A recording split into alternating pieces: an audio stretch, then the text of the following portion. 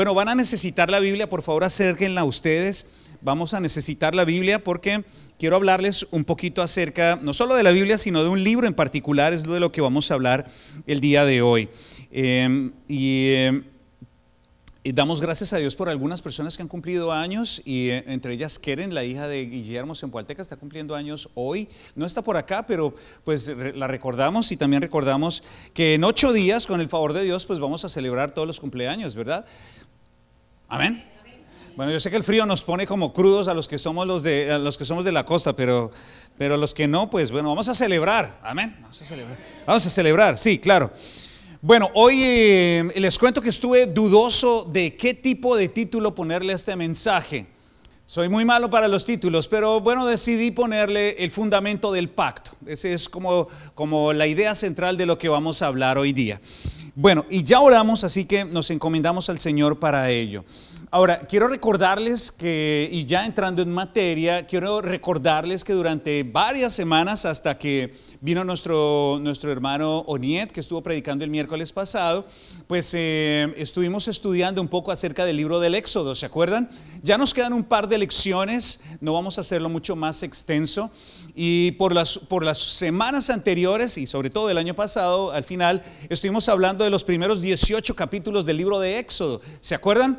Bueno, yo espero que ustedes lo recuerden. Si no lo recuerdan, bueno, ya no voy a hacer un recorderis de todo eso, ya vamos a avanzar un poco, ya no vamos a recordar más, pero echando una vista, una revisión a esos 18 primeros capítulos, seguramente encontramos, y encontraron ustedes también, algunas lecciones fundamentales para este entendimiento. Ahora, nuestra serie se ha llamado Esperanza en el Desierto, porque efectivamente lo que encontramos en el libro de Éxodo pues es esperanza, pero como lo han notado también, bastantes desafíos, ¿verdad? Bastantes desafíos, y algunos desafíos son frontales.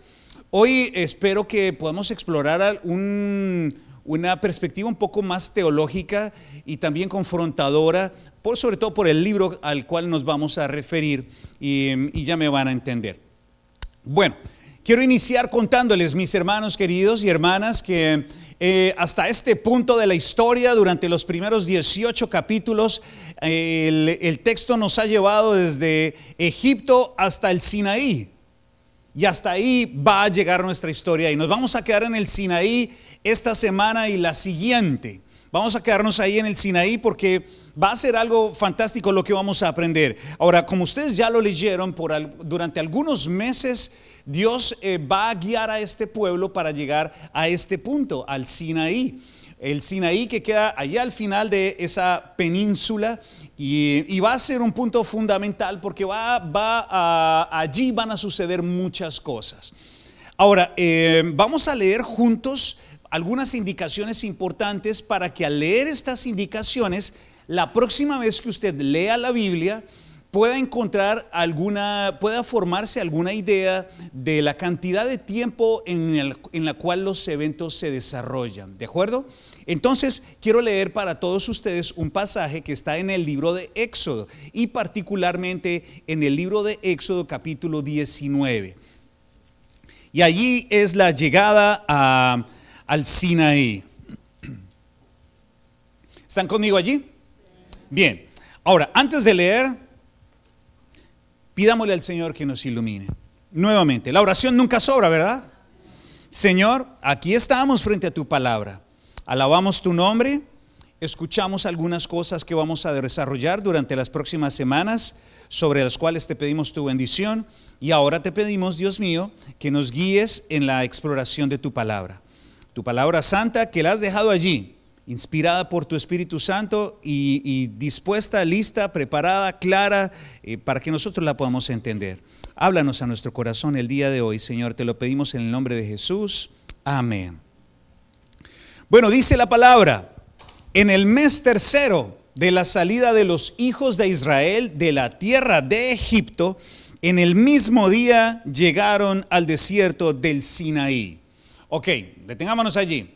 ¿Cuántos días desde Egipto hasta el Sinaí? Días. 90 días, más o menos. 90 días son ¿cuántos meses? 3 meses, ok. Tengan ese número ahí en la cabeza.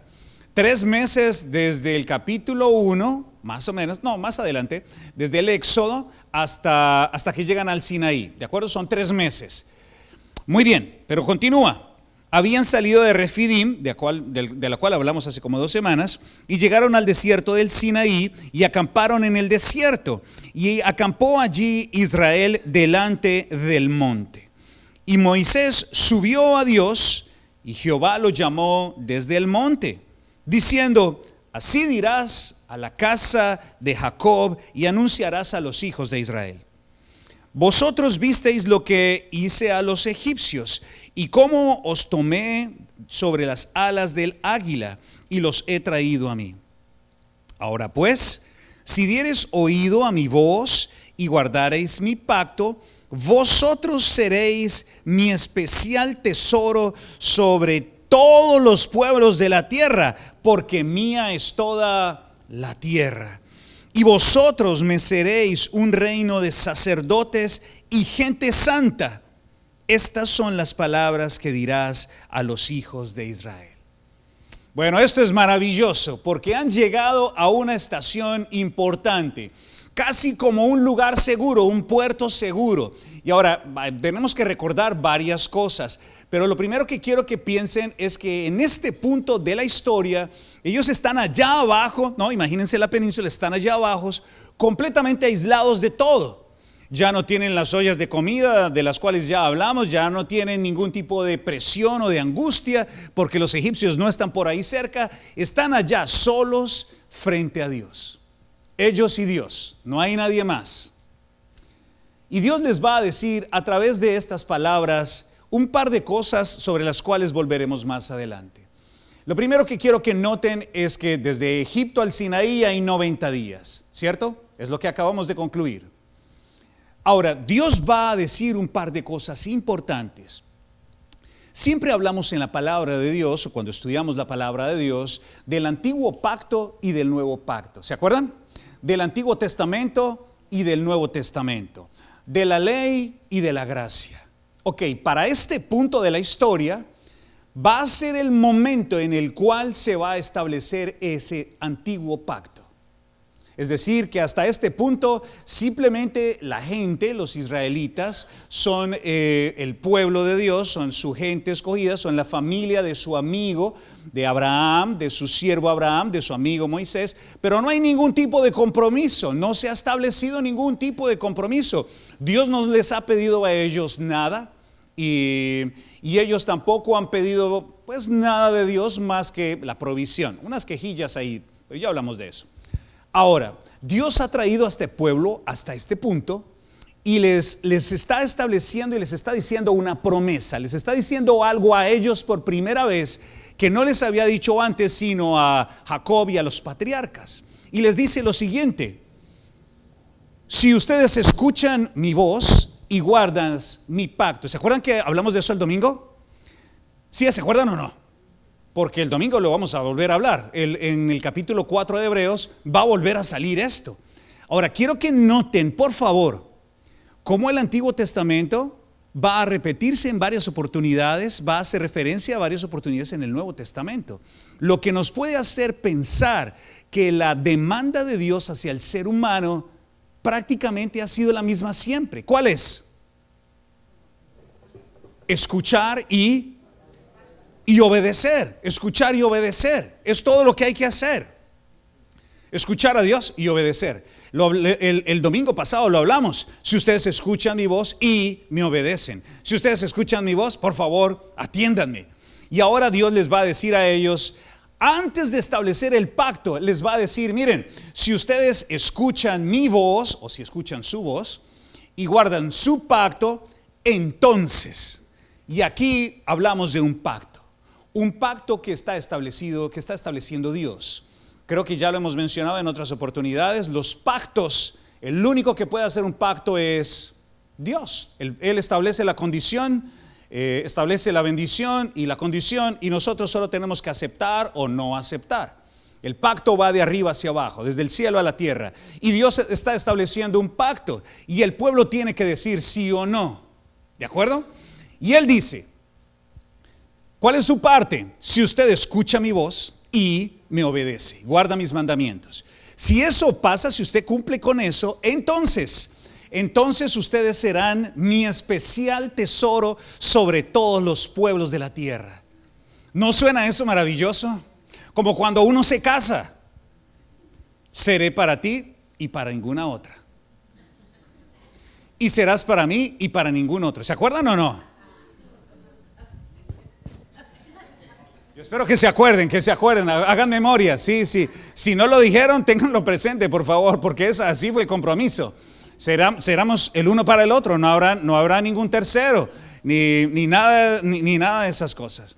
Ahora, Dios va a decir algo maravilloso, porque el Señor ahí en las palabras que usa, Él no va a decir, bueno, ustedes serán mi grupo de esclavos, ni tampoco van a ser ahora mis simples adoradores o ovejas, nada más, no tienen que pensar, no. Dios va a llamar a esta gente, la va a llamar su especial tesoro. Esto quiere decir algo muy, muy, muy preciado. Yo no tengo mayores propiedades económicas o físicas. Lo único que yo tengo que realmente es valioso para mí es mi esposa. Puedo deshacerme de los anillos que no tengo y puedo deshacerme de cualquier cosa de mis libros, puedo deshacerme de cualquier cosa, pero sobre cualquier, ella también, ¿verdad? Sobre cualquier persona, sobre cualquier cosa, ella es mi especial tesoro. Si no la conocen, ella está allá sentada, es mi esposa. Doña Mónica, póngase de pie un momento. Mi novia, ahí está. Mi esposa, ahí está. Ahora, quiero contarles algo. Bueno, esto no estaba en los planes, pero se los voy a contar. Nosotros tuvimos un momento muy, muy crítico cuando mi esposa se enfermó. Hace 5 años ya van a ser, o 6 años, cuando tuvo cáncer. Y cuando tuvo cáncer nosotros no teníamos seguro médico, en absoluto. Entonces cuando nos dijeron esa noticia, nos dijeron, bueno, su esposa tiene cáncer y toca hacer algo.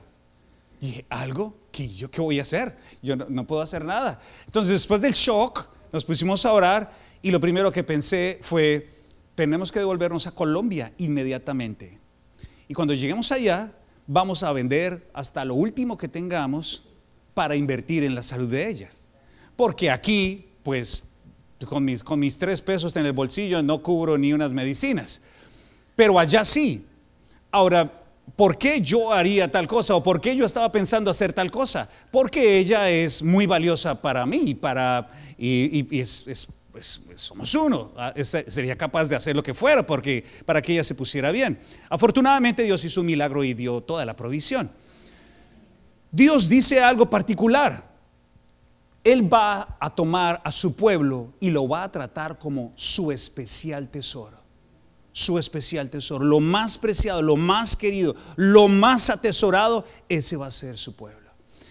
Pero para que eso llegue a pasar, bueno, todavía no vamos a usted y yo. Ellos tenían que escuchar y obedecer. No tenían que traer dinero, no tenían que traer plata, no tenían que ser perfectos, no tenían que hacer nada. Lo único que tenían que hacer era escuchar y obedecer. Pero además Dios va un poco más allá y les dice, si esto es así, también ustedes serán para mí reino de sacerdotes y gente santa. ¿No recuerdan ustedes que el apóstol Pedro por allá en Primera de Pedro dijo lo mismo? Que nos iba a hacer, pero ahora ustedes son pueblo santo, linaje escogido, nación santa, ¿se acuerdan?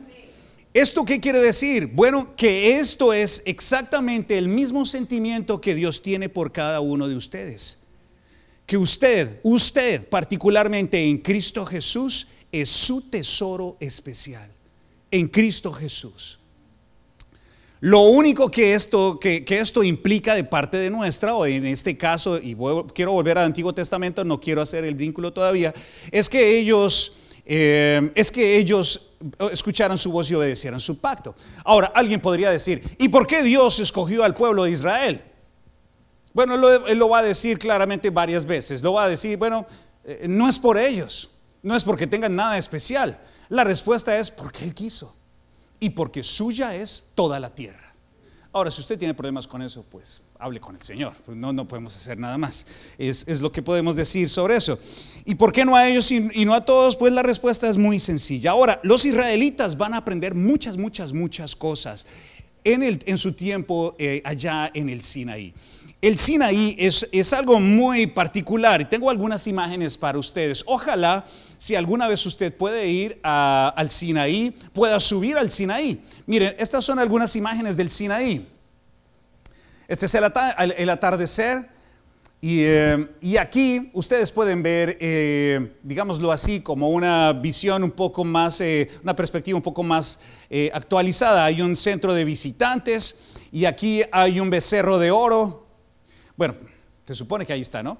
Pero ustedes recordarán eso, después hablaremos de eso, del becerro de oro, hacia allá el centro de la ciudad, y acá están 3 grandes montes. Si ustedes se fijan, hay una cadena montañosa acá, y aquí hay un pequeño monasterio, el monasterio de Santa Catarina. En ese monasterio van a pasar muchas cosas muy positivas, entre ellas Konstantin von Tischendorf, un erudito del Antiguo y Nuevo Testamento ruso, particularmente del Nuevo Testamento, va a encontrar una buena cantidad de manuscritos y particularmente el Códice Sinaítico que viene de acá, que es la base de la traducción o el documento al cual uno se refiere mucho más, el testigo más fiel, más antiguo completo de todas las escrituras, para ponerlo en esos términos. Ahora, usted puede subir a la loma, puede subir a la montaña, ahí hay escaleras y todo el asunto, y puede llegar hasta la parte más alta. Este es el convento, el monasterio de Santa Catalina. Hay una gran biblioteca y están digitalizando muchas cosas ahí. Y aquí está pues la parte más baja. Sé que algunos hermanos de otras comunidades ya han ido hasta allá y han subido hasta allá. Y la subida toma varias horas. Así que pueden pensarlo. De pronto, ¿quién se anima a subir? Ok, busquemos algo más plano. De pronto, busquemos algo más plano. Ahora, ¿qué quiero contarles ahora? Bueno, habitualmente uno va atravesando las escrituras, va atravesando la Biblia, versículo a versículo, capítulo a capítulo, y a veces no se da cuenta que entre capítulo y capítulo pasan años enteros, pasan meses enteros. Y ahora vamos a dar un vistazo a un capítulo más adelante del libro de Números y vamos a hacer unas conclusiones acá. Esto está en el libro de Números en el capítulo 10, versículos 11 y 12. En el año segundo del mes segundo, a los 20 días del mes, la nube se alzó del tabernáculo del testimonio y partieron los hijos de Israel del desierto de Sinaí según el orden de marcha. Y se detuvo la nube en el desierto de Parán. Ok, vamos a hacer matemáticas. ¿Llegaron a los cuántos meses? 3 meses. Y ahora dice que se fueron a los 20 días del segundo mes del año segundo. Así es, por ahí cerca, a 20 días del segundo mes. Si llegaron si llegaron al tercer mes y se van al segundo mes, a los días 20, más o menos, estamos hablando de unos 11 meses y 20 días. Si lo redondeamos, ¿cuánto nos da? 1 año, así es, 1 año. 1 año estuvo Israel, o el pueblo de Israel, estacionado en el monte Sinaí. 1 año. Ahora, tengan eso en mente, porque muchas cosas pueden pasar en 1 año, ¿cierto? Yo no sé cómo fue su año pasado, pero seguramente muchas cosas pasaron en su año.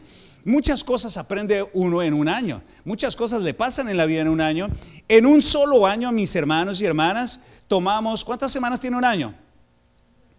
52. Si usted vino el domingo, cada domingo, el año pasado, estuvo en 52 sermones el día domingo. Y si vino los miércoles, otros 52. Y si fue a todas las células de todo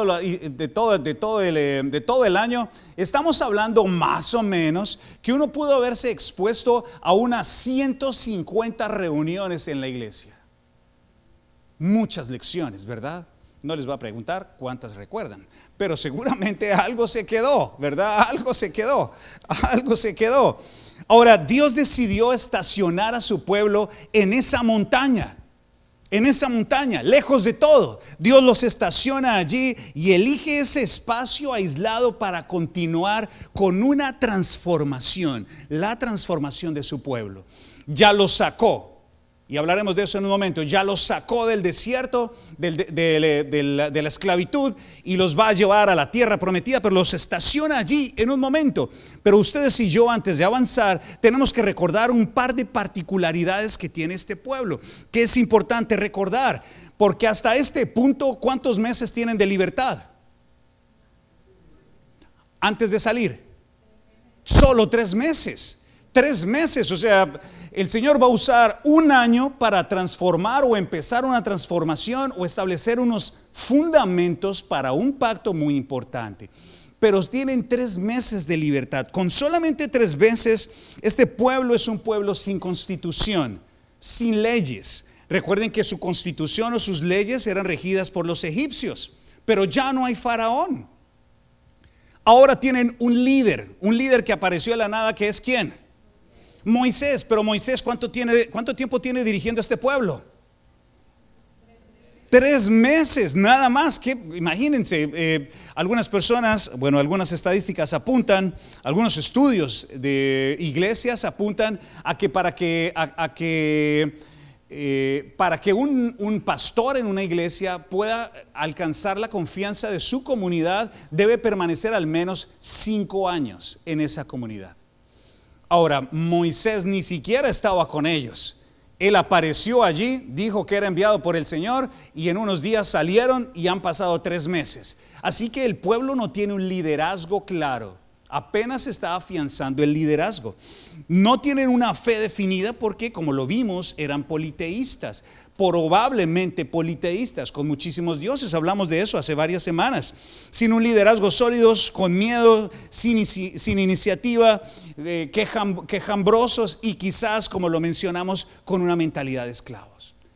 Ahora, ¿por dónde empezar a transformar al pueblo?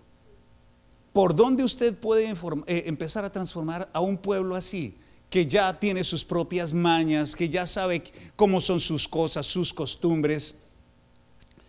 Y esa es la pregunta que vamos a resolver, y es la pregunta en cuestión. Ahora, Dios tiene muchas maneras, podría tener muchas vías para transformar a las personas. Algunos piensan que la única manera de crecer es el sufrimiento. Yo creo que no debería ser así. Y bueno, esa es mi personal opinión. Si uno escucha una vez al Señor, pues es mejor obedecer. No necesita uno llegar al sufrimiento o a pasar o a experimentar y sufrir para que las cosas cambien y uno aprenda. Dios pudo haber empezado de muchas maneras, quizás con consejería. No, lo que este pueblo necesita para ser transformado es dinero y un nuevo sistema económico. No, los voy a sacar, les voy a entregar cierta cantidad de dinero y los voy a organizar como un sistema económico, las bases del capitalismo, o comunismo, o socialismo, como le quieran llamar. No hizo eso. Tampoco les dio consejería.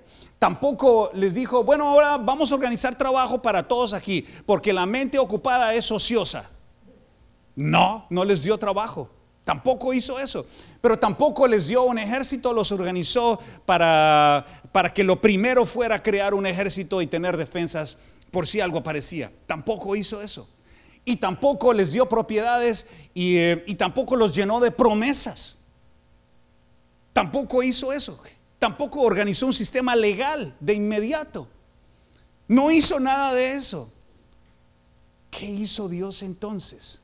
La respuesta está en ese libro que a algunos no nos gusta. Y es el libro de Levítico. Ese libro de Levítico que a algunos no nos gusta porque parece muy aburrido.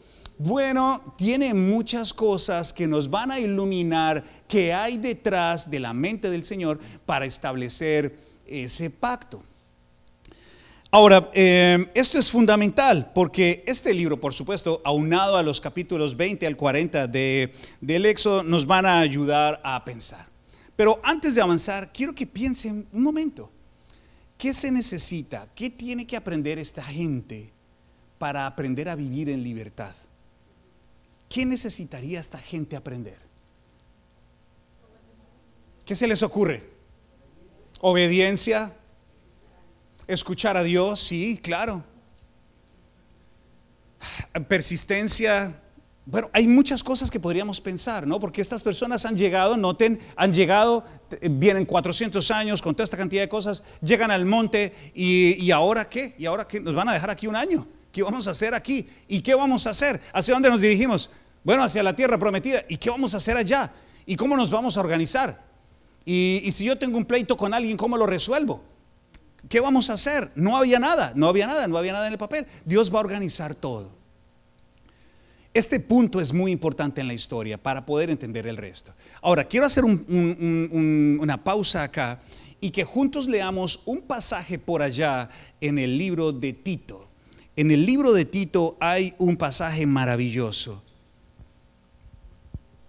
Y aquí quiero hacer un paralelo con nuestra situación como cristianos. Dice la palabra, Tito en el capítulo 3, en los versículos 3 al 7. Dice el Señor, porque nosotros también éramos en otro tiempo insensatos, rebeldes, extraviados y esclavos de concupiscencias y de deleites diversos, viviendo en la malicia y en la envidia, aborrecibles y aborreciéndonos unos a otros. Pero cuando se manifestó la bondad de Dios nuestro Salvador y su amor para con los hombres, nos salvó, no por obras de justicia que nosotros hubiéramos hecho, sino por su misericordia, por el lavamiento de la regeneración y por la renovación del Espíritu Santo, el cual derramó en nosotros abundantemente por Jesucristo nuestro Salvador, para que, justificado por su gracia, viniésemos a ser herederos conforme la esperanza de la vida eterna. Saben, nosotros hoy día, cristianos, hoy aquí, en esta ciudad, en este año 2026, nos parecemos a aquellos que salieron de Egipto. ¿Por qué? Porque todos nosotros teníamos una vida cargada, estábamos esclavos, es lo que dice el texto. Estábamos desviados, estábamos confundidos, teníamos ciertas prácticas, ciertas creencias erradas, incluso sobre Dios mismo. Algunos ni creíamos en Dios. Y veníamos con muchas cargas. De cierta forma, como dice la Escritura, nuestra vida iba declinando, iba hacia el ocaso.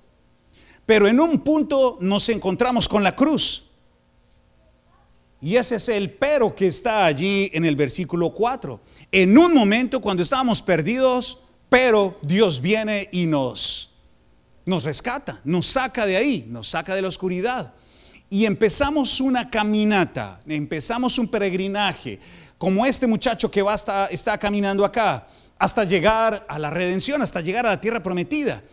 Este pueblo está en esto mismo, están siendo esclavos hasta que aparece un caudillo enviado por Dios. La vida de estas personas está prácticamente en ocaso hasta que Dios les envía a Moisés para ser el caudillo que los saca a la libertad. Y ellos ahora tienen que aprender a vivir en la libertad. Dios dice en su palabra que Él nos rescató ya, es un hecho, ya nos sacó de la oscuridad. Amén. Nos sacó, ya estamos fuera. Si usted es un cristiano, usted ya no está en la oscuridad. Usted ya no es esclavo del pecado. Usted ya no es esclavo de concupiscencias. El Señor ha roto con eso. Y de acuerdo a lo que hemos estado estudiando, a lo que vimos el domingo, Él nos compró con su sangre. De manera que no hay que volver a Egipto, porque no hay nada allá para nosotros. ¿Tiene sentido eso? Ya somos nuevos. Ahora lo que nos ocupa a nosotros ahora es saber cómo vamos a vivir esta libertad que Él nos dio. Y Dios va a utilizar a ese libro de Levítico, que a muchos no nos gusta, para ayudarle al pueblo a entender cómo es que se vive en libertad. Y algunos principios sobre cómo vivir, cómo acercarnos a Él. Dios lo que va a hacer ahora, y con esto ya me enfoco hacia el final porque el tiempo va volando, Dios lo que va a hacer ahora es eliminar cualquier rastro de seguridad que tengan las personas. Él va a quitar cualquier tipo de seguridad, cualquier cosa a la cual usted se pueda asir, a la cual ellos se puedan asir. Ya no se pueden asir a Egipto, ya no se pueden asir a sus propiedades, ya no se pueden asir a nada porque ya no tienen nada. Lo único que tienen es al Señor. Ahora, nosotros, aunque nos hacemos cristianos, algunos de nosotros dejamos ese bulto en la cruz, pero algunos empezamos a arrastrarlo. Y vamos arrastrando algunas cosas hasta que definitivamente las soltamos con el poder del Señor y su Espíritu Santo nos transforma. Ojalá, y esa es la idea, con el tiempo nuestra mente se va convirtiendo en la mente de Cristo y nos soltamos por completo de todas esas cosas. Pero hay algo en lo cual nosotros tenemos que crecer, que es lo mismo ayer y es lo mismo hoy. Y vamos a concluir, mis hermanos, explorando una idea. Vamos a estudiar este texto, vamos a recoger ideas sobre este texto y sobre este texto vamos a concluir nuestra clase hoy. Está allá en el libro de Éxodo. Vamos a regresar allí y vamos a culminar nuestra charla del día de hoy planteando una idea introductoria que quiero que la piensen porque es muy, muy, muy importante. Va a ser lo primero. La próxima semana, con el favor de Dios, no vamos a estudiar todo el libro de Levítico, vamos a estudiar tres ideas fundamentales sobre el libro de Levítico. Pero es importante para nosotros en este momento leer ese texto en Éxodo capítulo número 19.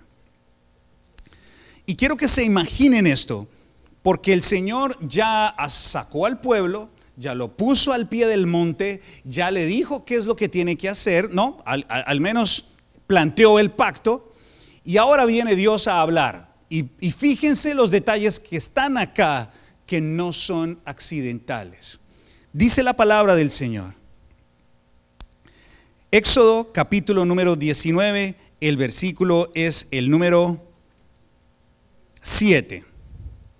Entonces vino Moisés y llamó a los ancianos del pueblo y expuso en presencia de ellos todas estas palabras que Jehová le había mandado.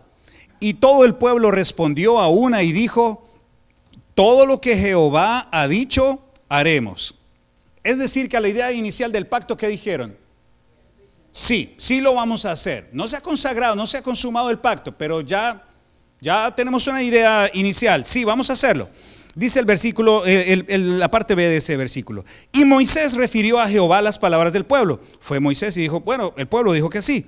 Entonces Jehová dijo a Moisés: he aquí, yo vengo a ti en una nube espesa, para que el pueblo oiga mientras yo hablo contigo, y también para que te crean para siempre. Moisés refirió estas palabras del pueblo a Jehová, las palabras del pueblo a Jehová, y Jehová dijo a Moisés: ve al pueblo y santifícalos hoy y mañana, y laven sus vestidos, y estén preparados para el día tercero, porque al tercer día Jehová descenderá a ojos de todo el pueblo sobre el monte Sinaí, y señalarás término al pueblo en derredor, diciendo: guardaos, no subáis al monte ni toquéis sus límites. Cualquiera que tocare el monte, de seguro morirá. No lo tocará la mano, porque será apedreado o asaetado. Sea animal o sea hombre, no vivirá. Cuando suene largamente la bocina, subirán al monte. Descendió Moisés del monte al pueblo y santificó al pueblo, y lavaron sus vestidos, y le dijo al pueblo: estad preparados para el tercer día, no toquéis mujer. Versículo 16, aconteció que al tercer día, cuando vino la mañana, vinieron truenos y relámpagos y espesa nube sobre el monte, y el sonido de bocina muy fuerte, y se estremeció todo el pueblo que estaba en el campamento. Y Moisés sacó del campamento al pueblo para recibir a Dios, y se detuvieron al pie del monte. Todo el monte Sinaí humeaba, porque Jehová había descendido sobre él en fuego, y todo el monte se estremecía en y el humo subía como el humo de un horno, y todo el monte se estremecía en gran manera. El sonido de la bocina iba en aumento y en extremo, y Moisés hablaba y Dios le respondía con una voz tronante. Y descendió Jehová sobre el monte Sinaí, sobre la cumbre del monte, y llamó Jehová a Moisés a la cumbre del monte, y Moisés subió. Y Jehová dijo a Moisés: desciende y ordena al pueblo que no traspase los límites para ver a Jehová, porque caerá multitud de ellos. Y también que se santifican los sacerdotes que se acercan a Jehová, para que Jehová no haga en ellos estrago. Moisés dijo a Jehová: el pueblo no podrá subir al monte Sinaí, porque tú nos has mandado diciendo: señala límites al monte y santifícalo. Y Jehová le dijo: ve y desciende y subirás tú, y a Aarón contigo, mas los sacerdotes y el pueblo no traspasen el límite para subir a Jehová, no sea que haga en ellos estrago. Entonces Moisés descendió y se lo dijo al pueblo. Como dirían mis amigos hondureños, ¡qué barbaridad! ¿Verdad? ¡Qué barbaridad! Esto es vibrante, es vibrante este texto, porque Dios va a acercarse al pueblo. Pero ¿qué les llama la atención? ¿Qué hay aquí? ¿Qué notan del Señor y qué notan del pueblo? Amenaza. ¿Por qué se da la amenaza? ¿Por qué hay una amenaza de muerte?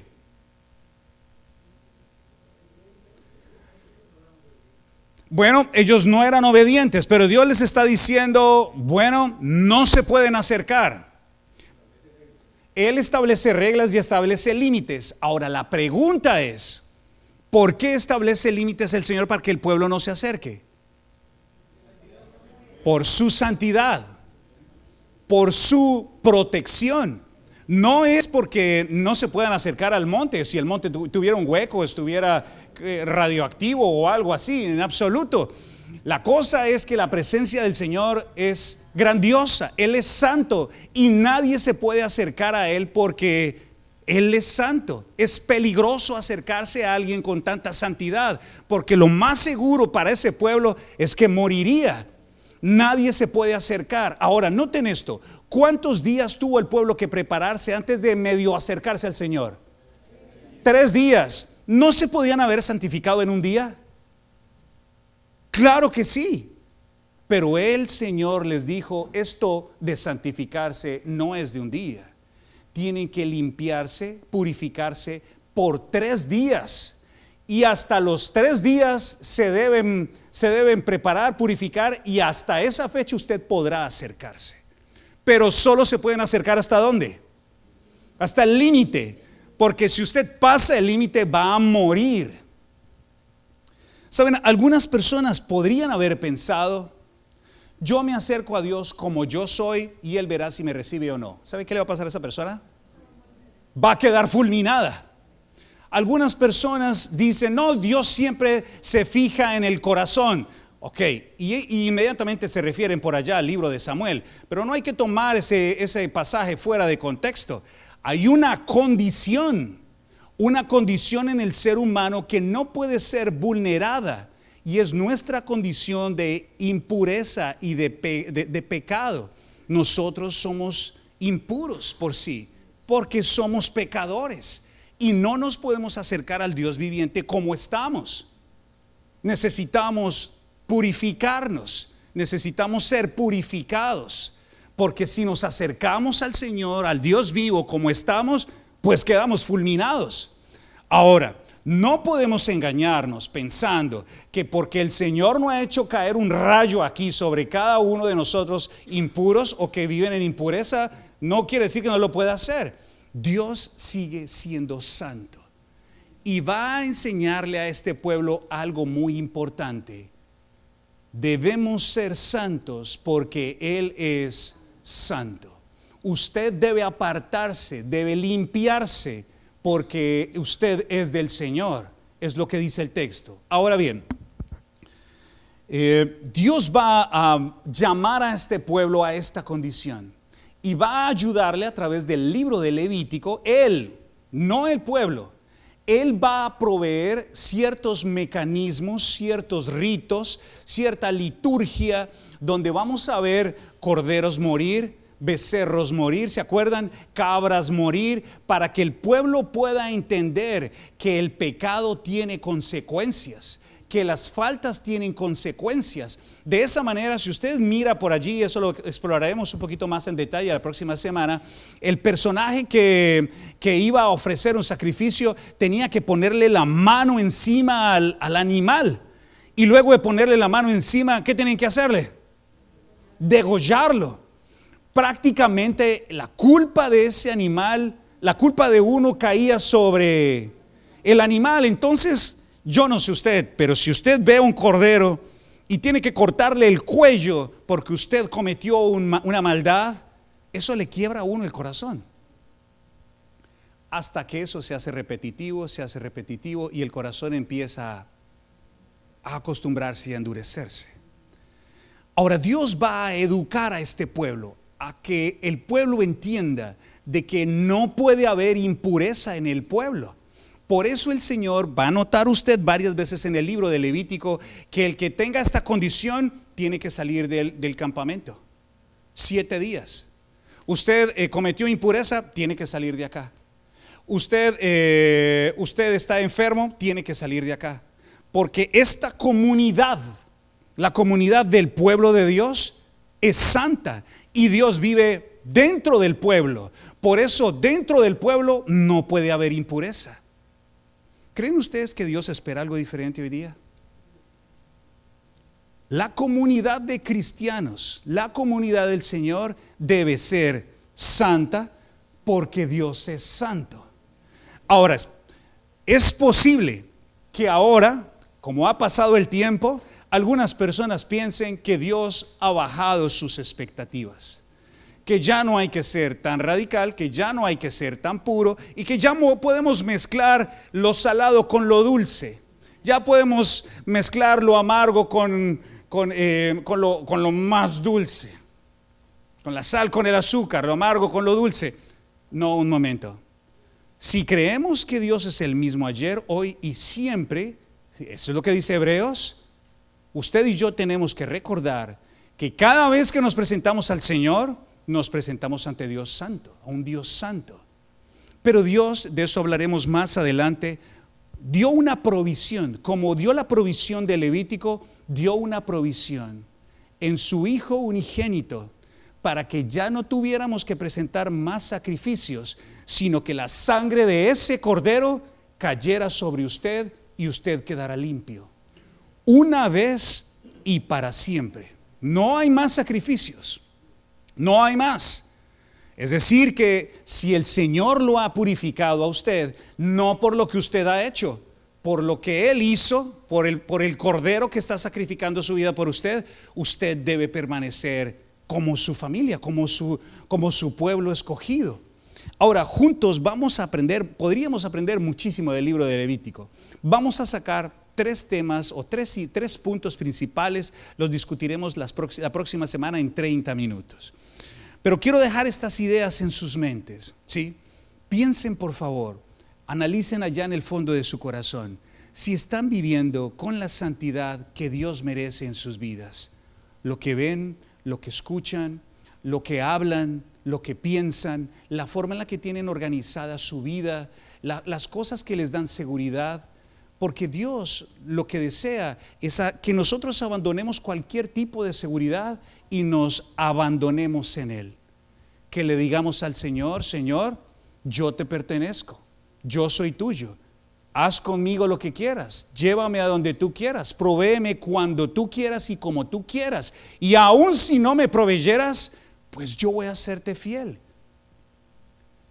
Eso es imposible. Es imposible para el que no es cristiano. Porque el que no es cristiano tiene sus ojos sobre esta tierra, pero el que es cristiano ya tiene sus ojos en el cielo y cree en un Dios todopoderoso. Esa idea de a Dios rogando y con el mazo dando, eso no existe en el texto. O nos abandonamos al Señor o no nos abandonamos, o le creemos a Él o no le creemos. El domingo, y con esto concluyo, vimos algo importante. Ese último versículo me ha dado vueltas en la cabeza. Muchos de estos personajes, a pesar de haber visto todo esto, no entraron a la tierra prometida porque no le creyeron a Dios.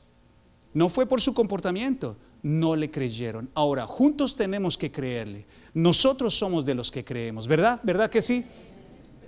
Bueno, entonces, considérenlo, piénsenlo. Vamos a estudiar el domingo, si Dios nos da la vida, los primeros versículos del capítulo número 4 en Hebreos. Y la próxima semana exploraremos algunos pasajes del libro de Levítico. Le invito a que se consagre, le invito a que se purifique, a que vaya y renueve su compromiso con Cristo, que es el único que nos puede limpiar. Hable con Él, pida perdón, renueve su compromiso con Él y abandonémonos en sus manos. Oremos. Dios mío, tú eres nuestro Salvador, tú eres nuestro proveedor, tú eres nuestro Redentor. Tú eres, Dios mío, la razón por la que nosotros estamos aquí hoy día. En un momento de oscuridad nos tomaste en la esclavitud, cuando estábamos perdidos, cuando nuestras vidas estaban en ocaso, cuando estábamos desorientados por completo. Nos tomaste y nos trajiste a tu pecho, a tu seno, Señor. Nos alzaste, nos tomaste entre tus manos y nos diste a conocer la vida de nuestro Señor Jesús y todo el amor que tú has puesto delante de nosotros. Señor, desde que te conocimos, nuestra vida es diferente. Desde que te conocimos, Dios, conocimos lo que es la libertad. Y ahora queremos conocerte, Señor. Queremos saber aún más de ti, Señor. ¿De qué manera nosotros podemos crecer en nuestra santidad para ti? Limpia nuestro camino, limpia nuestros ojos. Quizás algunos podemos estar distraídos pensando tanto en nosotros mismos, en cómo nos sentimos, en mi propia vida, aquí en mi pequeño reino. Y no miramos la grandiosa majestad de tu nombre, Señor, y el poder inmenso que tú tienes. Ayúdanos a buscarte, Señor, que te necesitamos. Gracias por mis hermanos, gracias por mis hermanas, gracias por su tiempo de atención. Bendícelos a ellos, Dios mío, haciéndoles reflexionar en tu palabra santa y en el llamado que tú tienes para ellos. Te amamos y confiamos en ti, Señor. Te creemos. Ayúdanos a creerte más, Señor. En el nombre de Jesús, amén. Hermanos queridos, les amamos. Descansen, vayan a sus casas en paz.